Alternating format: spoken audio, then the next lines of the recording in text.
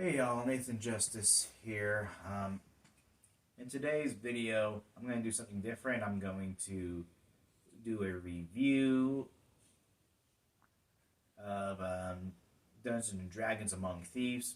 Because, I'm a big fantasy guy, and that's like one of the best fantasy movies that's come out in a long time. And so I figure, why not talk about it and explain, some of the elements that help make it such a great fantasy. I'm going to go into plot, world building, characters, both protagonists and antagonists. And there might be some slight spoilers because, you know, just because I'm human, I'm making a lot of mistakes. Also, you're going to probably hear a lot of my learning disabilities. And by hearing, I mean seeing a lot of my learning disabilities, mostly my speech impairments and my mispronunciation issues, especially with foreign names. Uh, so yeah, again, light spoiler alert. Uh, if you guys like this sort of format or like this style video, leave in the comments below. If you do, please like, share, and subscribe. And finally, don't forget about my book, The Royal Magical Guardsman. It's out on Amazon, Barnes & Noble. Get a physical or digital copy. So yeah, let's get started.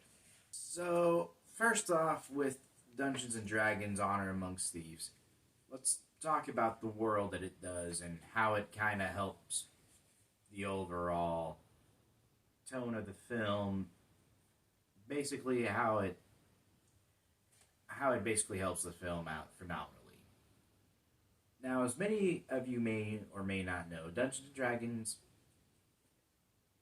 is centered around, traditional medieval fantasy, but it's often mixed with own people's interpretations depending on your campaign. I haven't really played a lot of D&D. I've watched some campaigns before and all that, but as a fantasy writer myself, world building is a key component to help, tell the story and help with the narrative. And in this case, we see a lot of locations. We see these wonderful small villages, big, massive buildings of cities, deadlands, harsh snowy mountains, harsh deserts, and even an actual dungeon with a very tubby dragon in it. That was one of my favorite scenes. The tubby dragon coming in and basically nearly killing the party. Yeah, it's a good time. But also the world hell it shows all the different races found within a Dungeons and Dragons universe. Like the humans, the halflings, the all the other elves, and of course, all the beast-like demi-humans that are found throughout the world. And of course, the dragons. Can't forget the dragons. And basically, how they, kind of set this movie, they can easily build up based around this world alone, not necessarily around the same time this movie takes place. They can go back further in time, talk about, the past, jump into the future. Because right now, I'd say this is where the movie is setting at. It's possibly more like mid-Renaissance age style. When we start getting more technologically advanced, right before, we started venturing out to the world in search for more resources. You can go exploring like different warring factions and all that. Basically, this movie just opens up the door for a wide variety, if I can talk, of like other films and series and so on and so forth. So yeah, overall, the world building was great. All right, the plot of the film was also really good. it was pretty much fast paced. There was hardly any really slow parts, and the few slow parts there were didn't really felt dragged on or unnecessary. And like I said earlier, it does dive deep into D&D lore for all you diehard fans and casual fans who just want to get into the world itself, not necessarily, become super fans. Uh, the characters that it used to help push the plot of the story is wonderful, and I'm going to get to them and the whole cast later. But basically, it follows this, and I feel like a lot of us can easily relate to this. Uh, idiots are a bunch of idiots went and nearly doomed the world, and so they have to go and save it. Now we've heard that plot before. The most recent example is, of course, Guardians of the Galaxy. But what's different from that, and this one is that, well, not really much difference. I mean, it's just a ragtag group of people with different set of skills coming together to defeat somebody way stronger than they are through the power of teamwork. And of course, the plot can easily transist from something as wonderful and majestic like Lord of the Rings to something as utterly ridiculous as Monty Python's The Holy Grail. I mean, there is a whole scene with the barbarian talking to her old halfling lover. And then the next thing you know, they're searching for a Templar to help find a relic that would later unlock, that will help them slay the great evil that's rising. I got that wrong. He wasn't a Templar, no, he was a paladin. Anyways, overall, the message was,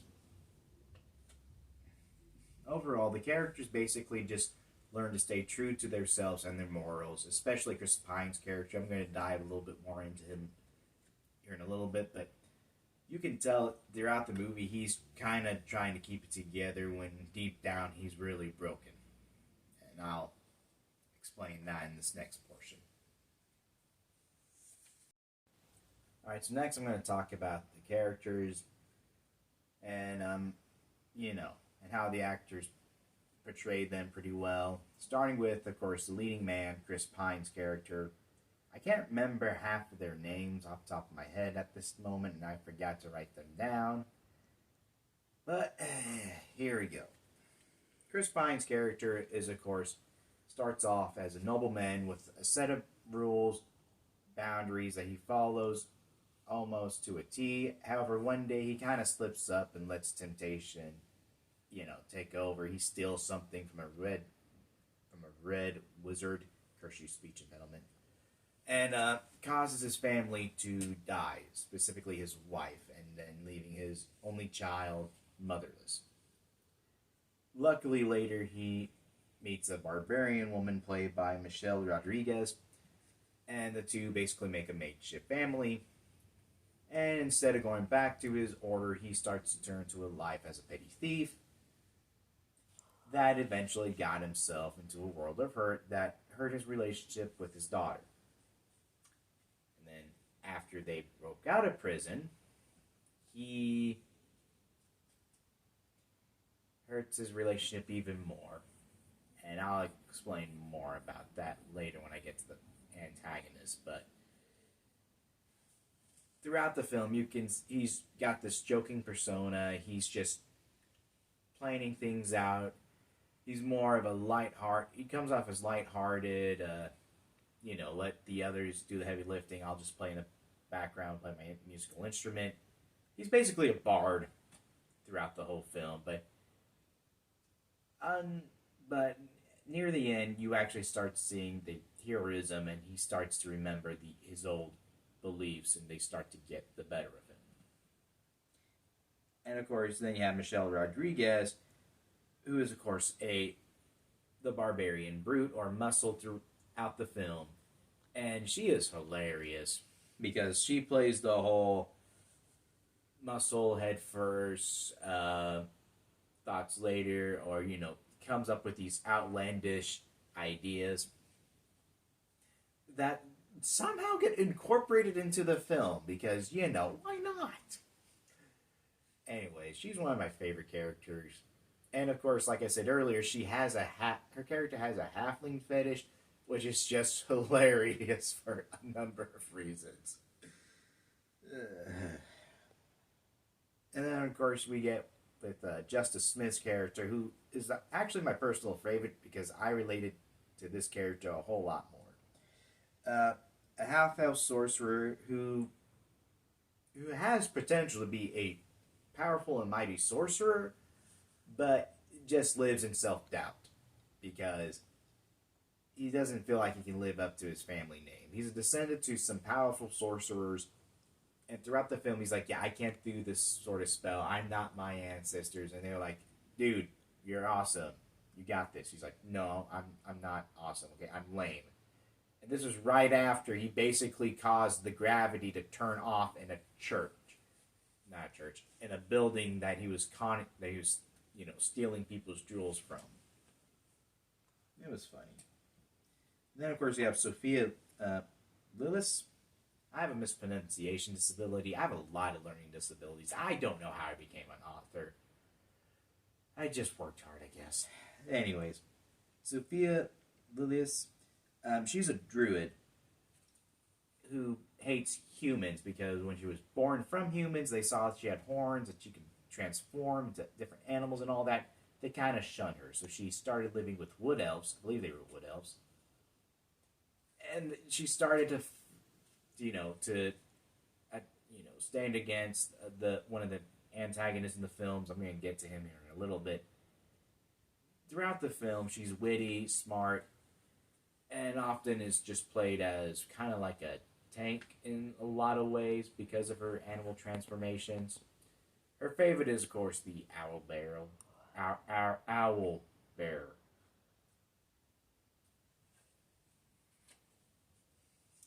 Anyways, finally, and I'm going to mispronounce this poor guy's name. He's like my favorite character. He's everyone's favorite character, except for Chris Pines. Roger Jean Page. I believe I pronounced that right. He's the paladin I mentioned earlier, and man alive, he is like the overpowered NPC you picked up for one mission, and then after that, he's not around, even though you really could use him to defeat the final boss, because the final boss is always overpowered and always says a dumb BS move, and we all know who that final boss is. I'm sorry, I'm flashing back to, good old days of turn-based JRPGs. By good old days, I mean me struggling on Bravely Default 2 with one of the bosses again. Anyways, this character reminded me of Gandalf. He's basically the Gandalf. He can easily become the Gandalf of the world. He's wise. He's lived for centuries. He goes around doing the right thing. Not necessarily a good person because he admits some of the stuff that he and his people have done in the past are wrong, which is why he's doing this path. And throughout his time with them, he basically helps brightens the morale and makes everyone go, wow, he's a wonderful guy. Meanwhile, Chris Pine is just like, no, there's something off about this guy. I just have this feeling. And so, yeah. Overall, he was a great character. All right.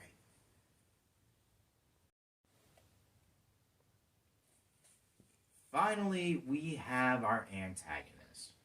Now, in many great fantasy worlds, and of course, any great movie, you need a good villain to love to hate, or that you secretly root for. And this one has, I guess you can consider both. I mean, most of the time I don't really care for villains. I just like them because of the fact of how evil they are or their motives. The first antagonist that we really see is Hugh Grant. He was a This is a slight spoiler in for the movie, but he was originally part of the main group's troop until he kind of betrayed them, and then he went off and became a governor, and then used his means and money to manipulate Chris Pine's daughter to basically go against Chris Pine's character, making her think that he was just a greedy bastard.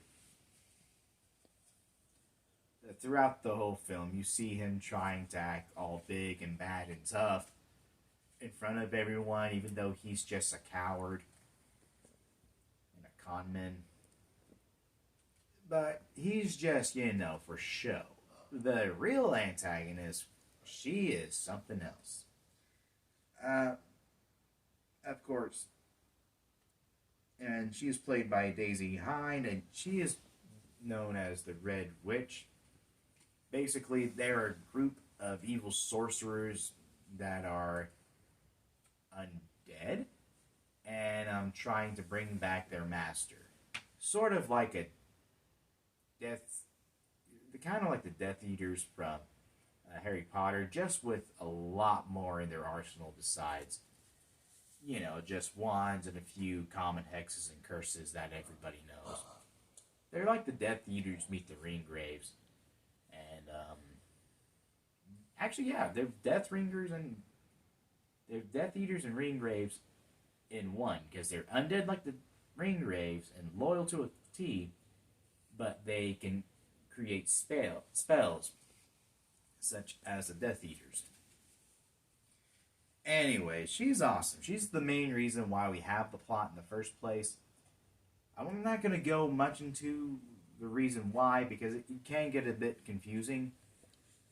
But she comes off as menacing, seductive, evil, and downright despicable at times. But she plays it in a way that makes it super entertaining and super wonderful, and you can basically, her character can match that of Sauron, Darth Vader, Voldemort, basically all the great fantasy movie villains from like the past decades. So yeah.